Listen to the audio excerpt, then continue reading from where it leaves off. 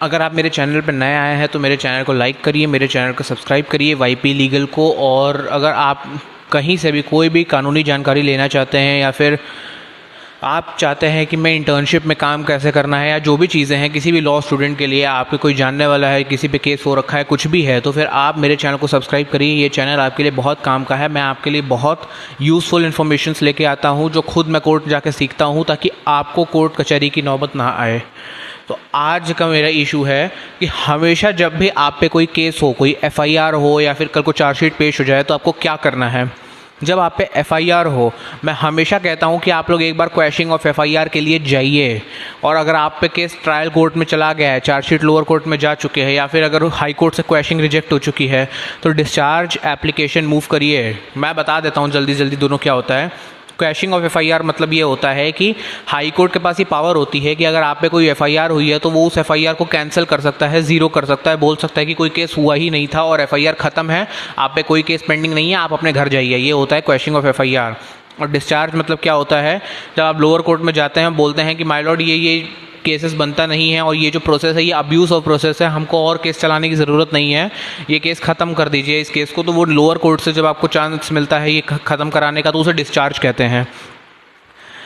मैं इसलिए आपको कह रहा हूँ बार बार कि आप इस केस के लिए जाइए या ये केसेस लड़िए, इसलिए क्योंकि मैं देखता हूँ पर डे, रोज़ कोर्ट जाता हूँ मैं, रोज़ ये चीज़ देखता हूँ कि बहुत सारे यंग एज में लोगों पे केस हो जाता है, या फिर जब लोग बाहर के देशों में काम करते हैं उन पे केसेस हो जाते हैं, तो उनकी जो पासपोर्ट रिन्यूअल की टाइमिंग आती है जब, तो उसमें बहुत सारे इश्यूज़ आते हैं।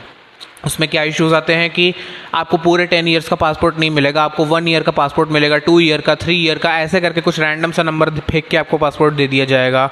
मेरी सबसे बड़ी इशू ये है कि जब आप जजेस के पास लेके जाएंगे कि माय लॉर्ड मेरी एफआईआर क्वैश कर दी जाए या माय लॉर्ड मेरे डिस्चार्ज एप्लीकेशन सुन ली जाए, एक बेसिक डायलॉग है सारे जजेस का कि क्यों आपको डिस्चार्ज चाहिए। या क्वैशिंग में जाते हैं तो बोलते हैं आपको क्यों क्वैशिंग चाहिए, आप जाइए और ट्रायल फेस कीजिए। माय लॉर्ड्स, ट्रायल की सबसे बड़ी हमारे समाज में इशू ये हो रखी है कि ट्रायल अगर चल रहा है तो पासपोर्ट मिलने में बहुत बड़ा इशू होता है। क्योंकि देखिए, बहुत सारे लोग हैं जो बाहर के देशों में काम करते हैं कि हमारी रोज़ी रोटी बाहर से चलती है, हमारी इंडिया में नहीं निकली, हम बाहर जाके पैसे कमाते हैं, और आपके पासपोर्ट में सबसे बड़ा अड़ंगा मारता है ये आपका क्रिमिनल ट्रायल। सालों सालों तक केस चलते रहते हैं, पासपोर्ट मिलने में आपको दिक्कत हो जाती है। और जब आप ट्रायल चलना शुरू हो जाता है, फिर जब आप पासपोर्ट के लिए अप्लाई करते हैं तो वही पासपोर्ट ऑफिस आपको बोलता है कि आप कोर्ट से जाइए और कोर्ट से जाके एनओसी ले आइए। एनओसी मतलब नो ऑब्जेक्शन सर्टिफिकेट, जहाँ पे कोर्ट आपको लिख के देता है कि हमको कोई दिक्कत नहीं है इनको पासपोर्ट देने में। और फिर जब नो ऑब्जेक्शन सर्टिफिकेट यानी एनओसी जब कोर्ट में मूव करते हैं तो कोर्ट बोलता है कि ठीक है, हम आपको 3 साल का पासपोर्ट देते हैं, हम आपको 1 साल का पासपोर्ट देते हैं, हम आपको 2 साल का पासपोर्ट देते हैं। या फिर बहुत सारे लोगों को मैं देखता हूँ जिनको हज पे जाना होता है, तो जैसे गिन के अगर 60 दिन होता है तो उसमें थोड़ा 5 दिन और ऐड करके 65 डेज़ का पासपोर्ट दे देगा, उससे ज़्यादा नहीं देगा। क्यों नहीं आप उसको वो 10 साल का पासपोर्ट दे देते हैं?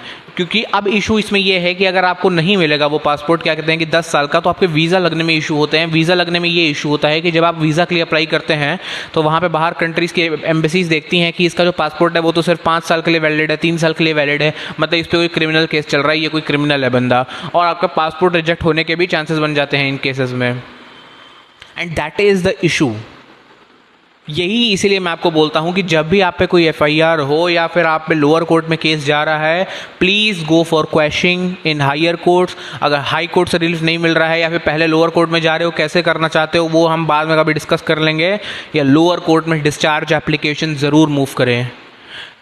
हमेशा ट्रायल को मैं बोलूँगा अवॉइड करने की कोशिश करें। अगर आपके पास जो रेमेडीज़ हैं ट्रायल को रोकने की, उस ट्रायल को रोक लो, क्रिमिनल केसेस में स्पेशली।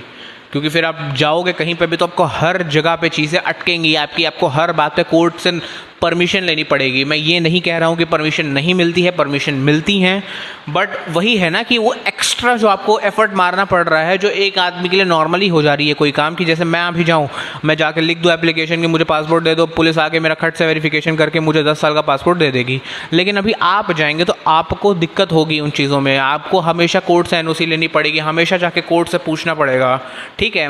तो इसीलिए मैं हमेशा आपको बोलता हूँ कि जब भी आप कोर्ट में जा रहे हैं या फिर अगर आपका केस चल रहा है या कुछ केस होने वाला है या फिर एफआईआर लिखाई जा चुकी है, always go for questioning and always go for discharge of trial. क्योंकि अगर आपको पहले इन चीज़ों से आप बच गए तो बहुत अच्छी बात है। और हमेशा हर लॉयर को ये चीज़ बोलनी है, हर लॉयर को ये चीज़ प्रमोट करनी चाहिए और करते भी हैं लॉयर्स की। डिस्चार्ज एप्लीकेशन मूव करेंगे, क्वेश्चनिंग ऑफ एफआईआर में जाइए, प्लीज़ जाइए।